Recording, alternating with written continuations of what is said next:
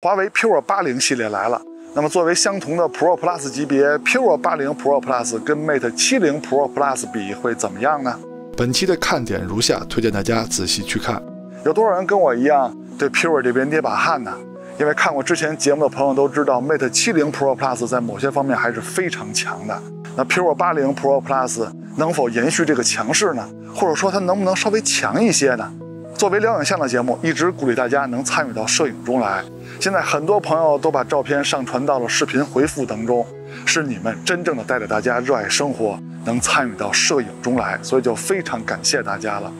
那么如果您希望更多的朋友像您一样能热爱生活，能参与到摄影当中来，那么别忘了给我们的节目来个点赞和加关注啊！这种操作对您来说非常的简单，对我们来说是非常的重要的。那么本期的摄影环节就看看哪些网友的摄影作品入选了吧。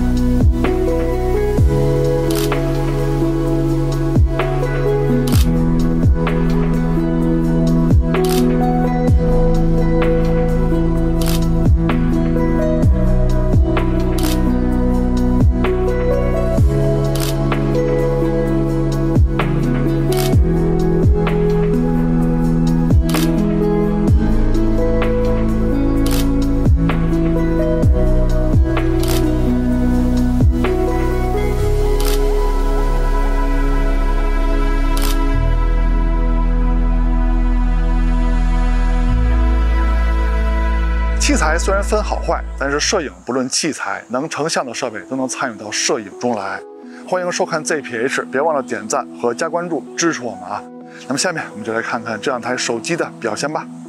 这两台手机都是 Pro Plus 级别，它们的后摄焦段呢也是一样的，都是主摄超广角和4倍的长焦镜头。在拍摄界面里，两台手机也是比较类似的，给了5个焦段切换按钮 ，W 是超广角，1倍是主摄，4倍是长焦，其中2倍跟10倍呢都是数码变焦。现在是 Pure 80 Pro Plus 的拍摄界面，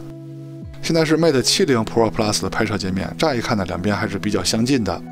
但是 Pure 这边呢给了你几个新功能，一个是 AI 辅助构图。当你打开这个功能之后，在拍摄的时候 AI 会引导你寻找更好的构图方式，你只需要跟着屏幕上的提示走，到时候按下快门就可以了啊。这个时候就拍出了一张系统觉得构图比较理想的照片。还有一个新功能就是加入了4种新的色彩模式啊，自然、胶片、电影、动漫，而且这几种色彩模式选完之后还可以进行色温、饱和度、光影等更细微的调节。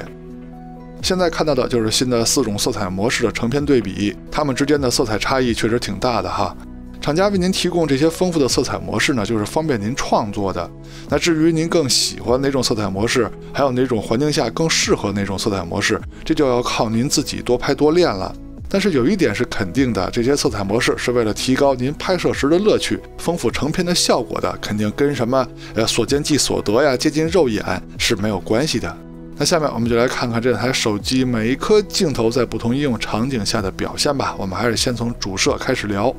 硬件参数都列这儿了，它们主要的区别呢，就是 Pure 这边的感光器尺寸更大 ，Mate 那边官方一直没有公布感光器的尺寸。其实型号不公布呢没有关系啊，大小还是应该说一下的。还有就是最大光圈的不同 ，Pure 的最大光圈呢小一些 ，f1.6，Mate 的最大光圈呢更大，是 f1.4。那之前 Mate 那边已经说过，主摄在各档光圈下的成像表现了，他们的表现都非常一致。那么这回呢，咱们看看 Pure 的表现怎么样。那现在就是主摄最大光圈 f1.6 跟 f2.0 的对比，可以看到中心解析力非常一致。那现在是默认光圈 f2.0 跟最小光圈 f4.0 的对比，在这种自然纹理非常丰富的环境下，两档光圈的成像画质也是非常一致的。不光中心画质一样，就算是边角画质，在最大光圈 f1.6 跟默认光圈 f2.0 下，它们的成像表现也是很接近的。而且从现在就能看出来 P580 Pro Plus 主摄镜组的光学质量还是非常不错的。那新的 P580 Pro Plus 跟 Mate 70 Pro Plus 主摄在默认状态下，它的解析力对比会怎么样呢？要知道 Mate 70 Pro Plus 可是我们评出来的2024年度最佳主摄手机奖，它在默认设置下主摄的成像解析力是非常惊人的。那么新的 P5 跟它比，你还别说啊，在画面中大部分地方确实是 Mate 的解析力更高，但是画面中间深蓝色部分的解析力P5 的表现更好一些，而且 P5 的画面呢更柔和，看起来数码处理的痕迹呢更少。可以找另外一台旗舰来进行对比啊，比如说三星的 S25 Ultra， 在默认设置下都是1200万像素的情况下，可以看到 P580 Pro Plus 的解析力确实是更高的。不过华为的手机是有高画质模式的，就是可以拍摄2500万像素的照片，那么这个时候解析力呢，就是 Mate 70 Pro Plus 的更好了。到目前为止 Mate 那边的表现还是依旧非常强劲的，毕竟也是 Mate 系列的旗舰嘛。不过到了真正的高清模式，就是5000万像素高清模式下，这回 P5 的表现就更好了，解析力是要比 Mate 那边更强的。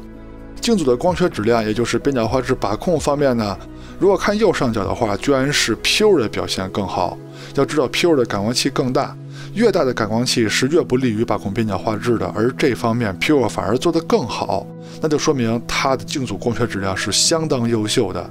那么看左上角的表现呢，两边倒是差不多啊。在感光器更大的情况下 ，P5 的表现并没有比 Mate 差，那这点就非常不错了。再说超广角镜头参数都列这儿了，两边超广角的参数是一样的，还是感光器尺寸的问题啊。厂家还是应该说一下跟相场、跟光学有关的感光器尺寸。看实拍对比，两边的颜色风格方面呢，跟主摄一样，也是稍微有一些区别的。比如说中间大理石石桥的部分 ，P5 这边拍的更白一些 ，Mate 更黄一些，但是它们的白平衡呢，都是在准确的范围以内的。那么解析力方面放大到极限，可以看出来它们呢也算是旗鼓相当的水平，跟主摄比呢都是有差距的。那么高画质模式就是2500万像素下呢，颜色的差距呢更大一些 ，P5 这边呢偏蓝偏绿 ，Mate 那边呢偏红偏黄。那么中心解析力方面，要是从光学上说呢，两边差不多，但是 P5 这边数码处理的痕迹更少一些。那真正的高清模式超广角是4000万像素的，这回 P5 这边的白平衡呢比 Mate 更准了，但是解析力方面，是 Mate 的更好了，而且也是 Mate 的数码处理痕迹更少一点。那么超广角的镜组光学质量对比呢，两边差不多啊，看另一角的表现也是如此啊，两边的水平比较接近。再看中长焦的对比，硬件参数都列这儿了，两边是一样的。那么在效果上会有区别吗？先看2倍数码变焦的对比啊，当时已经开启了高画质模式，2倍的数码变焦呢，靠的都是主摄的数码变焦，解析力方面是 Mate 的更优秀一些。那现在就是4倍光学镜头的对比了，解析力方面，P5 的表现更好，无论是白平衡还是解析力都是 P5 的更强。那4倍镜头4800万像素高清模式下，解析力也是 P5 这边的更好，只是差距呢没有普通模式下的大啊，但是也能看出来就是 P5 的更好。不过到了10倍数码变焦的情况下，两边除了在成像风格，也就是数码处理结果上有略微区别外呢，其实解析力两边差不多了。现在是30倍超长焦数码变焦的对比，两边的数码处理痕迹呢也都是很明显的，但是要从画面的观感上来说呢，还是新的 P5 更好一些。再看微距的对比，微距的对比呢就比较简单了。其实在测试之前呢，我就已经知道了结果，就是这两台手机无论是超广角的数码变焦拍摄微距，还是长焦拍摄微距，它们都是非常极致的，都可以说是现在手机拍摄微距的最高水平。测试过这么多手机了，很难有在微距方面跟华为抗衡的手机。而且这次 P5 在硬件升级上，就是超广角还有长焦上，比如说镜组还有感光器的大小就是相场方面呢，跟 Mate 比呢也没有什么本质的区别。所以说在微距方面，它们的差距也是微乎其微的。那这里就说一下超广角数码变焦和长焦拍摄微距的区别。超广角拍摄微距呢，会离被摄物体近一些，有可能会遮挡光线。但是它的优点呢，就是可以把画面中所有部分都拍清楚，因为它的景深比较深嘛。那么长焦拍摄微距呢，相对于数码变焦的超广角来说呢，微距效果会更加极致一些，焦点部分的解析力会更高，但是它的景深会非常浅，只有焦点部分会清晰，其他部分呢都会被虚掉。但是长焦拍摄微距的时候呢，可以离被摄物体更远一些，拍摄昆虫、小动物等呢更有优势。那么大家呢可以根据自己拍摄的需求来灵活的选择超广角跟长焦来拍摄就行。再说前摄，先看自拍的效果，用的就是前摄的默认设置，两边在磨皮美颜还有清晰度方面是很一致的，但是颜色方面呢稍微有些区别，整体的亮度啊还有肤色方面呢都是有一些区别的。那么大家更喜欢哪边的效果呢？我感觉 Pure 这边看着更沉稳， Mate 那边看着更亮堂，我不知道大家更喜欢哪边啊？我个人呢可能更喜欢 Pure 一些。现在是前摄录像的表现，它们的清晰度跟防抖都是非常顶级的，肤色方面呢也是稍微有一些区别的。那么这回呢我还是喜欢 Pure 的稍微多一些，但是这回两边的肤色呢比前摄自拍是更接近的，而且前摄的视角两边也是有区别的， Mate 更宽广一些，我不知道各位更喜欢哪边的效果呢？再看人像的对比，用的就是手机人像模式的默认设置，没有调其他的。这次两台手机的对比呢有一个好的地方，那先说在阴影环境，就是现在的场景是在阴影中拍摄的，两边在磨皮美颜方面做的是很接近的，就是肤色呢稍微有一些区别，是不是 Mate 那边稍微红润一些， Pure 这边看着更精致呢？反正两边的效果都还不错。那下面就是好的地方了，就是这两台手机在阳光直射的环境下，人物的面部居然拍得很接近啊！虽然说衣服的颜色、背景颜色还是有区别的，但是拍人嘛，主要还是得看人。阳光直射的场景拍出来的人像照片是最分裂的，但是这两台手机在人物面部方面的刻画是如此的接近，那这点就是非常好的。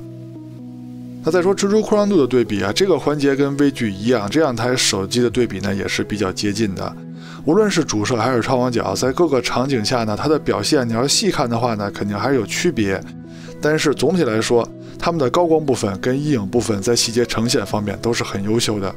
高光部分的云层还有树枝与天空的分界做的都很自然，暗部也能暗得下来，暗下来的同时呢也有细节，而且也没有偏色。那么这两台手机无论主摄还是超广角，在这种大光比的测试场景中拍出来的照片，都可以满足您在后期的需求啊，它们的水平都是挺高的。但是在更深层次上，这两台手机的扩张度表现有没有什么区别呢？还真有，就是在拍摄RAW格式上面。那么在之前的节目中也聊过啊，华为的手机拍摄RAW格式采用的是跟相机和无人机一样的这种单帧成像模式，可以更好的凝固瞬间。但是它的缺点也是有的，就是比不了相机直出的多帧合成的 JPG 的亮部跟暗部的细节都是比不了的。但是这次 Pure 80 Pro Plus 换了更大的感光器之后，虽然说都是单帧成像的RAW格式，但是可以看到在暗部的细节呈现方面， Pure 这边是明显比 Mate 要强的。再说夜景的对比，先说普通城市夜景的直出表现。那么这两台手机无论是主摄还是超广角，在这种有强光有阴影的普通城市夜景下，它们的表现都是不错的啊，亮部跟暗部的细节呈现都没问题。就算到了这个场景，亮部的灯牌无论是主摄还是超广角都能显示出里面的小字儿，暗部的细节呈现两边也都不错。第二个有难度的场景，主摄的亮部表现是 Mate 更好一些，超广角的亮部呢 Pure 这边看着更纯净一些。那到了城市昏暗的场景，无论是主摄和超广角，它们虽然说看起来亮度有些不同啊，但是细节呈现呢都是一个级别的。那现在就是中长焦在夜晚的表现了。普通城市环境从2倍的数码变焦到4倍的光学焦段，再到10倍的数码变焦，两台手机的水平依旧是非常接近的。那就算到了城市的昏暗场景，4倍的光学焦段和10倍的数码变焦也都是非常接近的啊。那下面就是重头戏了，极暗环境的表现就要打开夜景模式了。第一个场景祖传神树，主摄的表现颜色略有区别，但是细节呈现是同一水平的。超广角的颜色区别很大，但是它们的白平衡呢也不好说哪个准。比如说 Pure 那边它呈现的是夜景的氛围， Mate 那边呢是呈现的是如果有光的环境下这个场景的氛围。那到底哪个准呢？我不好说，但是最重要的是它们的细节呈现依然是同一水平。健身器场景在主摄的细节呈现方面，两边依旧没有拉开差距。Pure 这边的优势是感光器尺寸更大， Mate 的优势呢是光圈更大，看来两边在优势方面是扯平了。超广角的表现别的不用说啊，就说细节呈现两边差不多。数列小路场景，两台手机主摄的细节呈现方面依旧是没有拉开差距啊。但是到了最后一个最难的场景，祖传神树 Pro， 主摄的细节呈现终于出现了差距。在暗部的细节呈现方面 ，Pure 的表现更好一些，而且亮部在伪色的控制方面也是 Pure 的更好。这两台手机作为华为的双旗舰呀，到了如此极限的场景才能看出一点点区别，可见这俩的实力是多么的接近呢。视频录制用的是手机的默认设置，也是最接近现在抖音、微信等社交软件录制的效果。现在是主摄白天手持走路的表现，没有架子，没有稳定器，两边的清晰度跟防抖都非常优秀，画面的亮度稍微有些不同 ，Pure 这边更亮一些 ，Mate 那边看着更沉稳。现在是超广角的对比，两边的颜色还是有些区别啊，你们更喜欢哪边的效果呢？防抖方面，两边依旧是非常优秀的，但是清晰度方面，这回是 Pure 的表现更好一点。现在是2倍数码变焦的对比，也就是主摄的数码变焦，两边的效果都不错啊，看起来非常的接近。现在是4倍长焦的对比，它们都是光学焦段了，防抖依然是非常优秀的，但是仔细看解析力的话，必须得仔细看啊，是 Pure 的稍微强一点点。现在是10倍数码变焦的对比，那到了10倍呢，解析力的区别还是挺明显的 ，Pure 这边更强啊，防抖两边依旧都是非常优秀的。现在是录像最远的焦段20倍数码变焦的表现，解析力依旧是 Pure 的更强，两边的防抖依旧强劲。现在是夜晚主摄的录像表现，这个环境已经属于很暗的环境了。两边主摄的表现在清晰度方面做的都非常优秀，防抖也比我想的强，就是都有一些鬼影。现在是超广角的录像表现，在这么暗的地方，两台超广角应付起来都有些吃力了。现在是4倍长焦镜头，在夜晚的录像表现，两边的防抖依旧是非常强劲的啊！看来在视频防抖方面，两台手机做的都很好，清晰度两边都没有问题，但是暗部细节呈现呢，是 Mate 的稍微好一点。现在是10倍数码变焦在夜晚录像的对比，还是防抖依旧没问题，清晰度两边是差不多的，但是白平衡方面呢，一到了亮处就可以看出来了，是 Pure 的更好一点。最后一个环节还是聊一下手机的工业设计和造型吧，当然这点呢还是让各位做主，你们更喜欢哪台手机的长相，更喜欢哪台手机的造型呢？喜欢 Pure 的打1，喜欢 Mate 的打2。作为新发布的 Pure 80 Pro Plus， 在某些环节中啊，影像上确实比 Mate 70 Pro Plus 强了那么一点儿。通过对比呢，也能发现 Mate 的强大之处啊。虽然说更新一些的 Pure 在有些地方确实更强，但是就是不能跟 Mate 拉开差距。数码产品呢是买新不买旧，但是如果你也喜欢 Mate 的话，那么以它俩的实力，真的可以让你做到喜新不厌旧啊。OK， 到结尾了，看完前面内容，希望在选择方面为您提供了帮助，也希望您能喜欢我们的节目，别忘了点赞和加关注支持我们啊！我们下期节目再见啦，拜拜。